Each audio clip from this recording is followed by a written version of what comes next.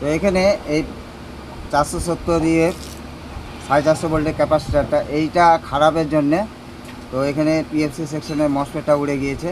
তো এখানে দুখানা রেজিস্ট্যান্স 30 ওহমের খারাপ ছিল, এই দুটো চেঞ্জ করে দিয়েছি। তো এটা আওয়াজ হয়, যখনই লড়াই আওয়াজ হয়। তো আমাদের মাল্টিমিটারে আছে, মাল্টিমিটারে ভ্যালু কম দেখাচ্ছে। তো আমি এটা ভালো একটা লাগিয়ে দেবো, লাগিয়ে দিলে চার্জারটা চালু হয়ে যাবে। তো এখানে পিএফসি সেকশন খারাপ ছিল, তো মসফেট লাগিয়ে দিয়েছি। দুটো রেজিস্ট্যান্স খারাপ ছিল, ক্যাপাসিটার ছিল, লাগিয়ে দিয়েছি। তো এখানে সিরিজে দিয়েছি, সিরিজে দিতে এখানে লাইট অন হয়েছে, দেখো এখানে লাইটটা অন হয়ে গেছে। তো এখানে এবার এই চার্জারটা ঠিক আছে নাকি কীরকমভাবে বুঝবো আমরা। তো এখানে কি হয়, এখানে যে ফিল্টার ক্যাপাসিটার আছে, তো এখানে 380 ভোল্টেজের মতো আসছে। তো এখানে 370 থেকে 80 ভোল্টেজ আসবে। তো আউটপুট ভোল্টেজ 62 আসবে। তো এখানে আউটপুট ভোল্টেজ 62 এসে গেছে।